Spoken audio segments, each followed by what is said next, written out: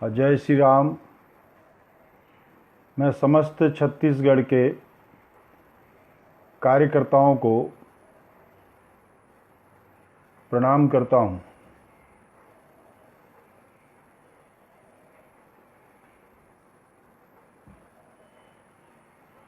आज छत्तीसगढ़ के बजरंग दल के इस वर्ग में मैं आप सबका इस कोरोना महासंकट के समय और ऑनलाइन ई वर्ग का जो आयोजन किया है, इस ई वर्ग के आयोजनकर्ता सभी कार्यकर्ताओं को बहुत साधुवाद देता हूं। मैं सभी कार्यकर्ताओं का अभिनंदन करता हूं कि उन्होंने इस संकट के काल के समय में भी अपने काम को प्राथमिकता दिया और इस अवसर पर भी अपने कर्तव्य पथ पर अग्रसर हैं। ये बहुत बड़ी बात होती है कि जिस काम का हमने संकल्प लिया उसके प्रति निष्ठा और समर्पण का ये प्रमाण है। मैं आज के दिन उपस्थित सभी कार्यकर्ताओं का प्रथम तो साधुवाद देता हूं कि अपने संगठनात्मक काम को तो कर ही रहे हैं, साथ में हमारे द्वारा जो नियमित सेवा कार्य चलते हैं उन नियमित सेवा कार्यों का भी संचालन हो रहा है और जो अभी आपात स्थिति में भोजन की वितरण की, सूखा सामग्री की, मास्क की, सैनिटाइज़र की, ई पास की या आने जाने के लिए प्रवासी मज़दूरों की सेवा की जो आप लोगों ने काम शुरू किए हैं, मैं उन सब कामों से सभी कार्यकर्ताओं का हृदय से साधुवाद करता हूं।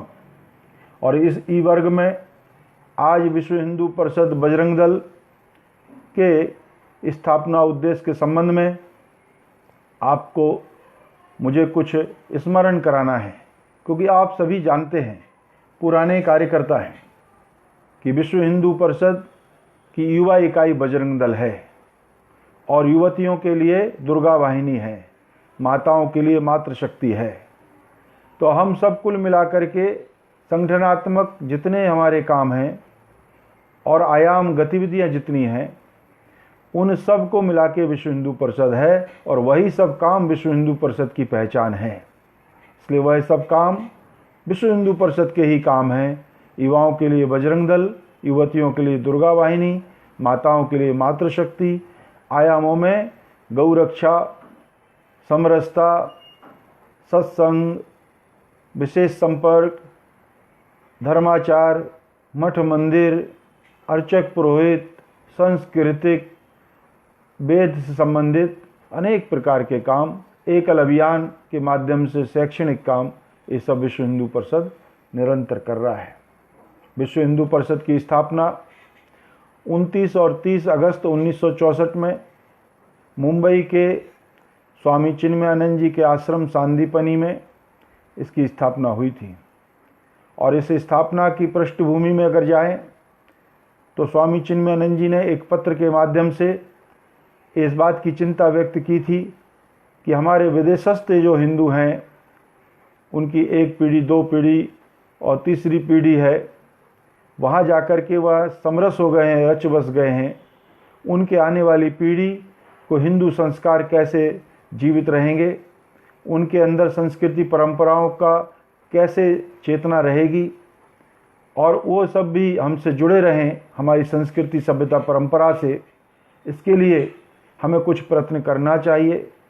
और विदेशस्थ ही नहीं, देश के अंदर भी हिंदू जो पाश्चात्य संस्कृति के कारण हिंदू संस्कारों से कुछ दूर हट रहे हैं, उनके अंदर भी वह संस्कार आएँ, वह हमारी सभ्यता के अभिन्न अंग बने रहें।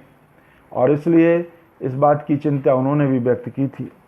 साथ में यही चिंता त्रिनेनाथ के सांसद श्रीमान शंभूनाथ जी कपिलदेव, वह भी भारत में संत महात्माओं से इस विषय को लेकर मिलने आए थे।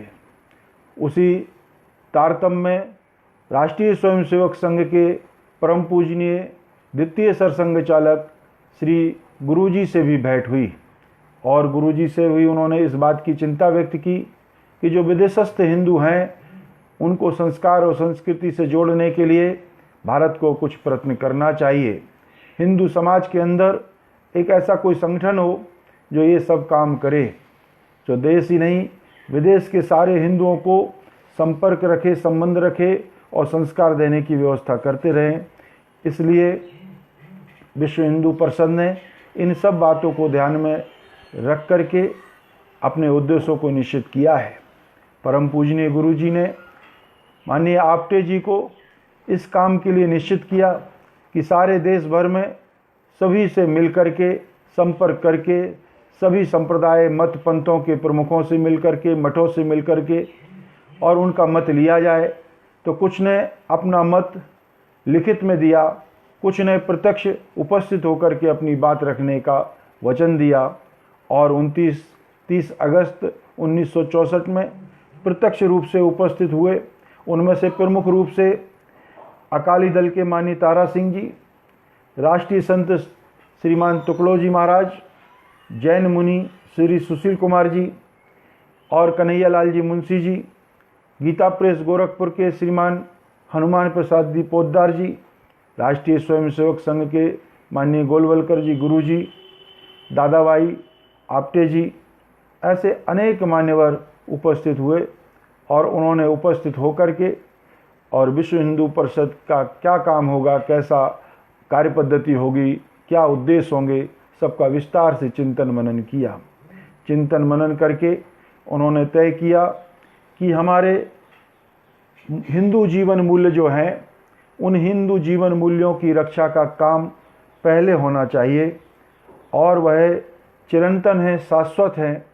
इसलिए हिंदू जीवन मूल्यों की रक्षा का काम विश्व हिंदू परिषद करेगा, उनका प्रचार प्रसार भी करेगा। ये काम विश्व हिंदू परिषद ने अपने जिम्मे रखा।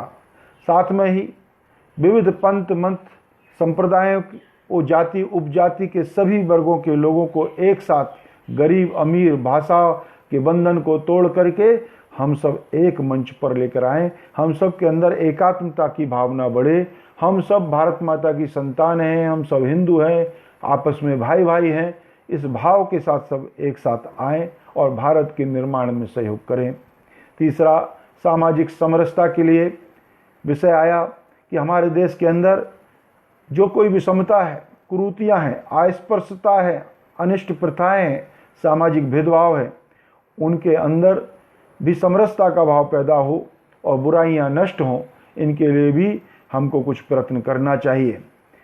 अगला उद्देश्य रखा गिरिवासी, वनवासी, निराधार, हरिजन, उपेक्षित बंधुओं को भी साथ में लेकर के उनका भी सर्वांगीण विकास हो, शैक्षणिक रूप से, आर्थिक रूप से, सामाजिक रूप से उनको सम्मान प्राप्त हो, इसके लिए भी कुछ काम करना चाहिए। धर्मांतरण भी बहुत ज़ोरों से हो रहा था, मुगल काल में हुआ, अंग्रेज़ों के काल में हुआ, इसलिए धर्मांतरण को रोकने का प्रयत्न होना चाहिए। वर्तमान में भी कई स्थानों पर अभी भी ये षड्यंत्र चल रहा है कि हमारे वनवासी भाइयों बहनों को, गिरिवासियों को लालच में या दबाव में उनका धर्मांतरण करते हैं और उनको अपने हिंदू समाज से विलग कर लेते हैं। इसलिए उन सब के बीच में भी हमारे सेवा के कार्य हों, घर वापसी का कार्यक्रम हो, इसके लिए भी विश्व हिंदू परिषद कटिबद्ध हुआ। और फिर मठ मंदिर का सुव्यवस्थापन हो, सारे मठ मंदिर हमारे चेतना के केंद्र, स्फूर्ति के केंद्र बने, समाज के अंदर संगठन का केंद्र बने, सत्संग का केंद्र बने और सारे हिंदुओं के लिए मार्गदर्शन प्रेरणा का स्रोत बने। ऐसे मठ मंदिरों का भी एक सुव्यवस्थापन का काम, अर्चक पुरोहितों का भी काम, धर्माचार्यों को भी एक मंच पर लाने का काम, ये सारा काम भी विश्व हिंदू परिषद के उद्देश्यों में सम्मिलित हुआ। इसके साथ ही विदेशस्थ हिंदुओं के अंदर संपर्क हो, संवाद हो, संगठन हो और धार्मिक, सामाजिक, सांस्कृतिक एकता के रूप में हम सब मिलकर काम करें। हम उनका सहयोग करें, वो हमारा सहयोग करें। अगर कोई उनकी समस्याएं हैं तो उनका निराकरण करें। ये संकल्प भी उद्देश्यों में जोड़ा गया। साथ में हिंदू समाज के प्रति अगर कोई अन्याय करता है, आक्रमण करता है, तो उसके विरुद्ध जन जागरण करना, आंदोलन करना और उस आक्रमण से समाज को मुक्त कराना, और स्वतंत्रता के साथ हिंदू समाज सुरक्षित रह सके, हिंदू सक्रिय हो सके और जागरूक हो सके, इसके लिए निरंतर प्रयत्न करते रहना ये विश्व हिंदू परिषद ने अपने कामों में जोड़ा। इन्हीं सब कामों को करने के लिए और 50 देशों से अधिक देशों में हमारा संपर्क संबंध स्थापित है। 50 देशों से भी ज़्यादा देशों में निरंतर हमारी इकाइयाँ काम कर रही हैं। पूरे विश्व को 5 जोन में विभाजित किया है, अमेरिका जोन, अफ्रीका जोन, प्रशांत zone, Europe zone, Asia zone, और भारत को भी 12 क्षेत्रों में विभाजित करके प्रांत, क्षेत्र और विभाग, जिला, प्रखंड, उपखंड, ग्राम, मोहल्ला, इकाई तक संगठनात्मक रचना खड़ी की है। तो विश्व हिंदू परिषद का काम संगठनात्मक रूप से विस्तारित हो, दृढ़ हो, इसके लिए योजना बनाई, विश्वव्यापी बने, सर्वव्यापी बने, सर्वस्पर्शी काम बने, इसकी भी चिंता की गई। साथ में रचनात्मक काम खड़े किए गए और रचनात्मक कामों को उद्देश्यों के आधार पर खड़े किए गए। गिरिवासी वनवासी क्षेत्र में जहाँ शासकीय अशासकीय विद्यालय नहीं है, वहाँ एकल अभियान के माध्यम से लगभग 1 लाख स्थानों पर एकल शिक्षक के माध्यम से विद्यालय का काम, शिक्षा देने का काम, संस्कार देने का काम विश्व हिंदू परिषद निरंतर कर रहा है। और ऐसी गौ रक्षा का काम 400 से ज़्यादा अधिक स्थानों पर गौशाला स्थापित करके उनकी सुरक्षा करना, रक्षा करना कसाईयों से, साथ में सेवा करना और गौमूत्र और गोबर पर अनुसंधान करके उनके उत्पादों को इस विश्व प्रसिद्ध करना, उपयोगी बनाना, संवर्धन का काम करना। ऐसी घर वापसी का काम, समरसता लाने के लिए जन जागरण का काम, कुछ और निरंतर प्रयत्न करते हैं। ऐसा विश्व हिंदू परिषद, बजरंग दल, दुर्गा वाहिनी मिलकर के काम करते हैं। अनेक काम है हमारे, अनेक कामों में से अगर हम देखें तो ये सारे 75,000 से ज़्यादा इकाइयाँ जहाँ बजरंग दल का संयोजक है तभी वह इकाई पूर्ण मानी जाती है। और अब तो ये प्रयत्न हो रहा है दुर्गा वाहिनी या मातृशक्ति में कोई एक संयोजिका हर एक समिति में हो और हमारे लिए ये काम में सहयोग करें, क्योंकि आधी आबादी दुर्गा वाहिनी मातृशक्ति की है इस देश के अंदर। तो वो भी कंधे से कंधा मिला करके युवाओं के साथ मिलकर के काम करें और ये रचनात्मक सेवा के काम करते हुए जो संगठनात्मक काम है उसको बढ़ाते हुए सेवा के विभिन्न काम, जैसे अभी कोरोना की सेवा चल रही है, लेकिन हमारे नियमित सेवा विभाग भी एक काम करता है, वो नियमित भी काम करता है, छात्रावास चलाता है, अनाथालय चलाता है, गरीब बच्चों के संस्कार केंद्र चलाता है, शिक्षालय चलाता है, अनेक प्रकार के सेवा के काम ये निरंतर चल रहे हैं। और निरंतर सेवा के काम करते हुए बजरंग दल हमारा युवाओं का संगठन है। तो ये बजरंग दल ने भी अपने जिम्मे में कुछ एक काम लिया है, लेकिन ये काम करने से पहले उनको कहा है कि आप मठ मंदिर को केंद्र बनाओ, मठ मंदिर को केंद्र बना करके हमारे मंदिरों को चेतना का केंद्र बनाओ और बजरंग दल की इकाई साप्ताहिक मिलन का कार्य करे। हर एक बजरंग दल की इकाई को ये काम दिया है, क्योंकि हिंदू समाज को जोड़ने के लिए बजरंग दल की इकाई हमारी जब तक सक्रिय नहीं होगी तब तक सुरक्षा की भावना नहीं आएगी। इसलिए बजरंग दल की स्थापना हमारे आंदोलन के साथ हुई है, संघर्ष के साथ हुई है। बजरंग दल का जब हमारा विश्वव्यापी आंदोलन जो चल रहा था, जिसके लिए 76 युद्ध हुए, 77वां आंदोलन विश्व हिंदू परिषद ने 1984 से अपने हाथ में लिया, श्री राम जन्मभूमि मुक्ति आंदोलन। और उस आंदोलन में जो रथ यात्रा निकाली जा रही थी, उस यात्रा की सुरक्षा का जिम्मा सरकार लेने के लिए तैयार नहीं थी।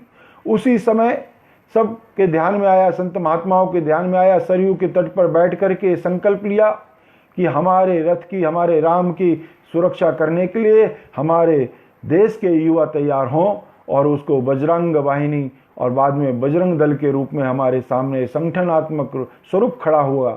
वह सरयू तट पर संतों के मार्गदर्शन में बजरंग दल की स्थापना हुई और सेवा, सुरक्षा, संस्कार, इन उद्देश्यों को लेकर के विश्व हिंदू परिषद का जो घोष वाक्य धर्म रक्षति रक्षिता, उस वाक्य को सिद्ध करने के लिए धर्म की रक्षा हम करेंगे, धर्म हमारी रक्षा करेगा और राम काज कीने बिना मोहि कहाँ विश्राम, ये बजरंग दल का उद्घोष बनते हुए ये काम का प्रारंभ हुआ। और वसुदैव कुटुंबकम है, हिंदू हिंदू भाई भाई है, हम सब इसको साकार करेंगे। सारी वसुधा हमारा कुटुंब परिवार है। हम सब मिलकर काम करेंगे। हम सब इसकी संतानें हैं, सुपुत्र हैं, सुपुत्रियां हैं। हम मिलकर के भारत माता की जय करेंगे। इसलिए हिंदुत्व के भाव के आधार पर हम सब सुपुत्र और सुपुत्रियां हैं। इस भाव के आधार पर हम सब मिलकर काम करेंगे और इस भारत माता के लिए काम करने के लिए, देश की रक्षा का काम करने के लिए बजरंग दल की स्थापना हुई। सत्संग को चलाते हुए, साप्ताहिक मिलन के कामों को पूरा करते हुए, सारी मानव जाति की उन्नति के लिए, समस्त दुखों के संकटों के निवारण करने के लिए, विश्व के कल्याण के लिए, धर्म की रक्षा के लिए ये बजरंग दल की स्थापना हुई, विश्व हिंदू परिषद की हुई। और भारत माता का वैभव, परम वैभव के शिखर पर भारत माता पहुँचे। हम भारत भक्ति के भाव के साथ खड़े होंगे। ये परमेश्वर का काम है, ईश्वर का काम है, क्योंकि जन्माष्टमी के दिन विश्व हिंदू परिषद की स्थापना हुई और राम काज के लिए बजरंग दल की स्थापना हुई। ये दोनों ही धर्म की रक्षा के लिए, अधर्म का नाश के लिए, प्राणियों में सद्भावना के लिए, विश्व के कल्याण के लिए काम करने के लिए इस धरती पर प्रकट हुए थे। वही दिन यानी जन्माष्टमी के दिन विश्व हिंदू परिषद भी स्थापित हुआ। इसलिए ये जो काम भगवान ने इस धरती पर आकर किया, वही काम हम सबको मिलकर करना है। इस धरती पर संघ शक्ति कलयुगे, ये संगठन में ही शक्ति होती है कलयुग में, और इसलिए संगठन के शक्ति के रूप में हमारे कार्यकर्ता हैं। और हम सब अज्ञान को दूर करते हुए, परिपूर्ण यश के भागी बनते हुए, ये ईश्वरीय कार्य है, ये मान करके, ये धर्म का काम है, ये मान करके हम अपने समर्पण भाव को बढ़ाएंगे, अपनी प्रतिबद्धता को बढ़ाएंगे, अपनी निष्ठा को बढ़ाते हुए, और हम अपने कार्य का विस्तार करेंगे, समाज को एक साथ खड़ा करेंगे और भारत माता की जय करेंगे। बजरंग दल के सभी कार्यकर्ता इसके लिए निष्णात हों, उसके लिए प्रशिक्षण की भी योजना की गई है। इस तरह से ये ई वर्ग का आयोजन चल रहा है। ऐसे ही हमारे वार्षिक प्रशिक्षण लगते थे, प्रांत के, जिलों के, विभाग के, क्षेत्र के, केंद्र के, हर एक स्तर पर कार्यकर्ता प्रशिक्षित हो, क्योंकि करत करत अभ्यास के जड़मति हो सुजान। अभ्यास से जिसकी मति जड़ होती है वही भी सुजान बन जाती है। इसी भाव को ध्यान में रखते हुए पुराने कार्यकर्ता, नए कार्यकर्ता सभी अभ्यास करेंगे, सभी प्रशिक्षण में सम्मिलित होंगे। इस भाव को देखते हुए ये हमारा ग्रीष्म काल का समय प्रतिवर्ष प्रशिक्षण का काल कहलाता है। इसलिए प्रशिक्षण देते हुए हमारे कार्यकर्ताओं को हम सक्षम बनाएंगे, योग्य बनाएंगे और उनकी निष्ठा बढ़ाएंगे, समर्पित कार्यकर्ता बनाएंगे, क्योंकि हमारे कार्यकर्ता की पहचान ही हमारे संगठन की पहचान होती है। जैसा कार्यकर्ता होगा ग्राम और मोहल्ले में, वैसा संगठन समझा जाता है। इसलिए हमारा कार्यकर्ता उत्कृष्ट बने, श्रेष्ठ बने, आदर्श बने, वो स्वयं अपना आदर्श प्रस्तुत करे, दूसरों के उदाहरण देने की आवश्यकता ना पड़े।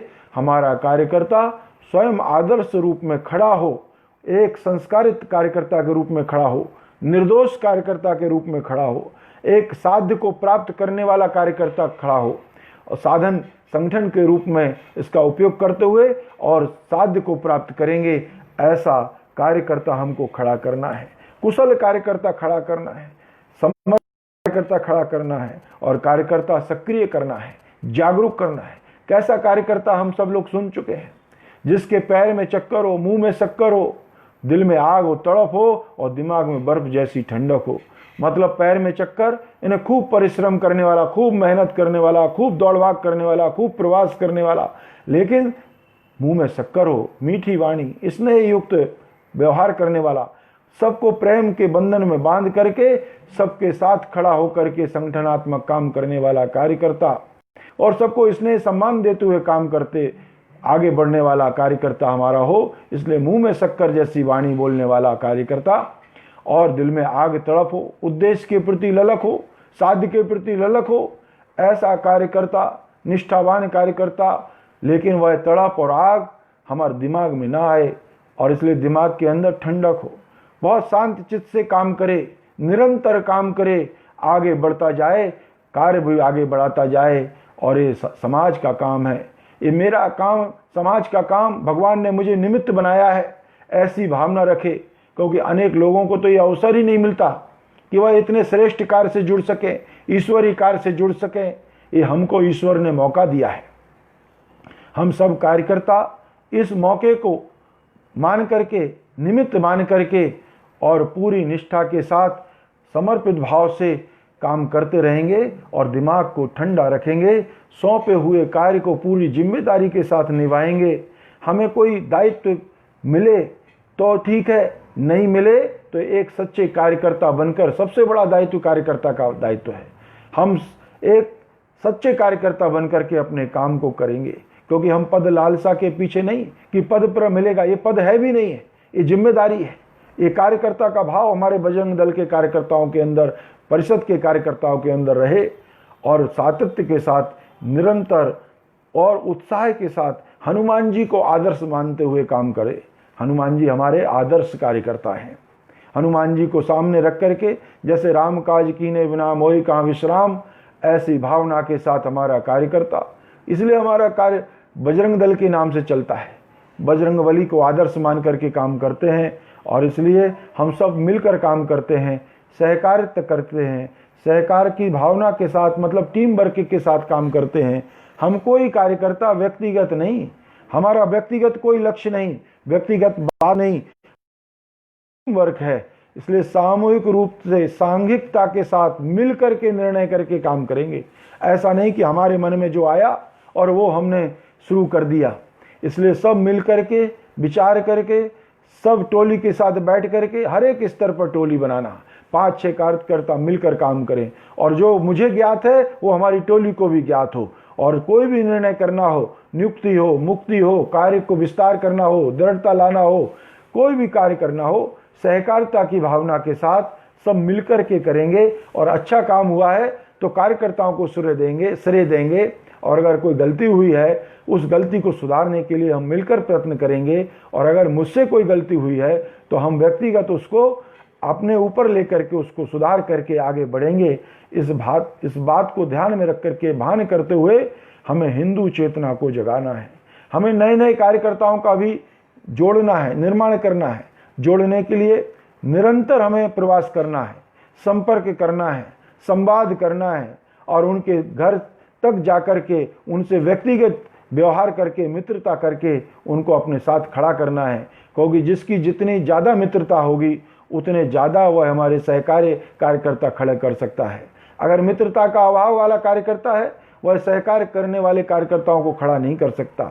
इसलिए अधिक से अधिक लोगों से जुड़ना, संपर्क करना, संवाद करना और संवाद करके उन्हें मित्र बनाना। और मित्र भी 3 प्रकार से हमारे यहाँ कहा जाता है, संपर्क 3 प्रकार से होता है। पहले व्यक्ति व्यक्ति से मिलता है, फिर व्यक्ति परिवार से जुड़ता है, परिवार फिर आत्मा आत्मा से जोड़ती है।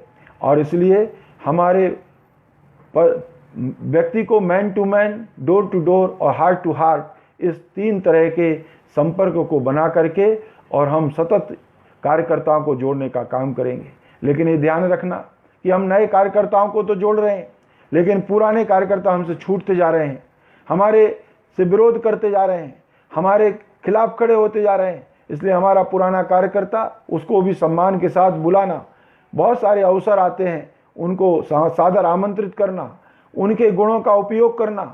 अगर उनके अंदर कोई गुण है वो नए कार्यकर्ताओं को उनके माध्यम से सिखाने का प्रयास करना। इसलिए पुराने कार्यकर्ताओं को जोड़ के रखना, नए कार्यकर्ताओं को संपर्क करके जोड़ना, दोनों मिलेंगे तभी संगठन होगा। नहीं तो पहले लोग हंसते थे। परम पूज्य डॉक्टर हेडगेवार जी को भी लोगों ने हंसी का पात्र बनाया था। उन्होंने कहा था कि हाँ, मैं इस हिंदू राष्ट्र में हिंदू समाज का संगठन का काम करूंगा। तो लोग उन्होंने कहा, हास्य किया कि हिंदू समाज को जोड़ने का काम ठीक जिंदा मेंढकों को तराजू पर तोलने जैसा है और हिंदू समाज कभी एक साथ नहीं चल सकता। हिंदू समाज के 5 लोग अगर एक साथ चलते हैं तो 6वां व्यक्ति उनके कंधे पर होता है। 5 व्यक्ति में एक आगे मटकी लेके जाएगा तो 4 अर्थी लेकर जाएगा, तब 5 लोग एक साथ एक दिशा में जा सकते हैं। ऐसा मजाक उड़ाते थे डॉक्टर हेडगेवार जी का, लेकिन उन्होंने सातत्य के साथ काम किया और आज हमें सब गर्व है कि हमारा बजरंग दल जैसा कोई युवा संगठन नहीं, विश्व हिंदू परिषद जैसा कोई दुनिया के अंदर हिंदू समाज का संगठन नहीं, राष्ट्रीय स्वयंसेवक संघ जैसा संस्कार देने वाला, शाखा के माध्यम से व्यक्ति निर्माण करने वाली कोई दूसरी संस्था नहीं। हम ही सबसे बड़े संगठन के रूप में उभरे हैं और उन सबसे बड़े संगठन के कार्यकर्ता का गौरव हमें प्राप्त है। इसलिए इस बात का हमें गर्व है। हमारे डॉक्टर जी ने उस कार्य को शुरू करते समय उनका मजाक उड़ाया, हास्य हुआ, विरोध भी हुआ, हमारे ऊपर प्रतिबंध भी लगाए गए। उन प्रतिबंधों से भी हम नहीं रुके और आज हमारे कार्य का इतना विस्तार हो गया कि अनेक स्वयंसेवक ये देश ही नहीं विश्व को प्रभावित करते हैं। शासन में भी हैं, प्रशासन में भी हैं, समाज सेवा में भी हैं और अनेक स्थानों पर जाकर के और हिंदुत्व के विचार का झंडा गाड़ा है। इसलिए कभी कभी हमने सुना था, कुछ लोग कहते थे, गर्व से कहते थे कि हम 1 इंच की भूमि पर भी और भगवा ध्वज नहीं फहराने देंगे। आज हम देखते हैं हर मोहल्ले गांव में इंच इंच पर भगवा ध्वज फहराया जा रहा है। इसके काम करने के हम निमित्त कार्यकर्ता बने हैं, सक्रिय कार्यकर्ता बने और हमारे पास ऐसे अनेक उदाहरण हैं। अनेक हमारी संस्कृति के अंदर हम निर्लिप्त रह करके कैसे हम अपने कार्य के अंदर के कार्यकर्ता को जागृत रखते हुए कार्य को कर सकते हैं और कोई अहंकार का भाव ना आए, इस बात की चिंता करते हुए हम सब आगे बढ़ें। क्योंकि अहंकार तो रावण को भी नष्ट किया है, अहंकार ने कंस को भी नष्ट किया है। इसलिए हमारे यहाँ अहंकार के लिए कोई स्थान ना बने, क्योंकि सक्रिय कार्यकर्ताओं के अंदर कभी कभी अहंकार आ जाता है अधिक काम करने का, सद्गुण भी विकृति बन जाती है। इसलिए सज्जन शक्ति को संगठित करते हुए सद्गुण विकृति ना बने। हम बहुत काम करते हैं, इस बात का अहंकार भी ना आए, क्योंकि हम तो निमित्त हैं। जो भी निमित्त बनता है उसको कार्य करने का अवसर मिलता है और हमें कोई बोझ भी नहीं है। ये काम ये बोझ नहीं है, ये कार्य का निमित्त बने हैं हम। इसलिए सक्रियता के साथ, जागरूकता के साथ हम काम करें और हमारे जैसे अनेक कार्यकर्ता हम खड़े करें, यही हमारी पुण्याई है। क्योंकि अगर हम जैसे पितृ ऋण से मुक्त होना चाहते हैं तो हमसे श्रेष्ठ पुत्रों को स्थान दे करके समाज के अंदर अपने से अधिक ज्ञानवान कार्यकर्ताओं को खड़ा करके जैसे हम अपने कार्यकर्ता के ऋण से भी पूर्ण हो सकते हैं। इसलिए हम मन वचन कर्म से, करनी और कथनी से ऐसे सुचितापूर्ण जीवन को धारण करते हुए और श्रद्धा भाव से, समर्पण भाव से एक श्रेष्ठ कार्य करने वाले कार्यकर्ता बने। इस बात को ध्यान में रखते हुए हम कर्म योगी बने, ज्ञान योगी बने और श्रद्धा और भक्ति के साथ हम भगवान कृष्ण ने, जो भगवान राम ने इस धरती पर आकर के काम किया है, वही सब काम हम एक साधना का मानते हुए आनंद के भाव से, ये साधना, ये तपस्या है। निरंतर काम करना ये तपस्या ही है, साधना ही है, ये कर्म योग ही है, यह ज्ञान योग भी है। इसमें हमें सब कुछ अवसर मिल रहा है, अपनी जीवन की मुक्ति का मार्ग भी मिल रहा है। इसलिए हम एक श्रेष्ठ कार्यकर्ता बनेंगे। मैं पुनः आपको स्मरण कराता हूँ, एक व्यक्ति को काम करने के लगाने के लिए 3 तृष्णाएं होती हैं। एक पुत्रष्णा व्यक्ति को काम कराती है, एक वित्त की तृष्णा काम कराती है और एक लोकेशना काम कराती है। लेकिन हमारी चौथी तृष्णा है, वह ईश्वरीय काम है।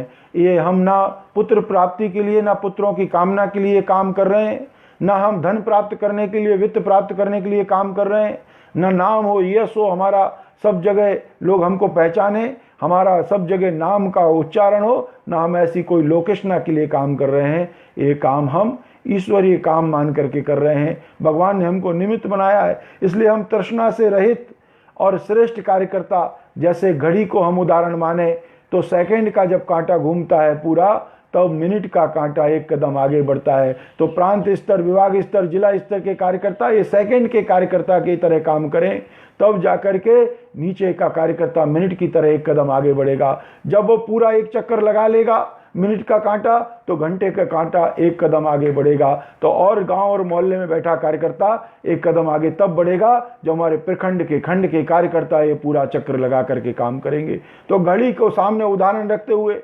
समरस समाज को खड़ा करने के लिए, और पैर में चक्कर, मुंह में शक्कर, दिल में आग, दिमाग में ठंडक, इस बात को ध्यान में रखते हुए वसुदेव कुटुंबकम, सारी वसुधा हमारा कुटुंब है, सारा हिंदू समाज हमारा बंधु बांधव है। हम सब भारत माता की संतानें हैं। हम सब भारत माता के परम वैभव के शिखर पर ले जाने के लिए काम करने वाले बजरंग दल के, दुर्गा वाहिनी के, मातृशक्ति के या प्रत्यक्ष विश्व हिंदू परिषद के कार्यकर्ता बने हैं।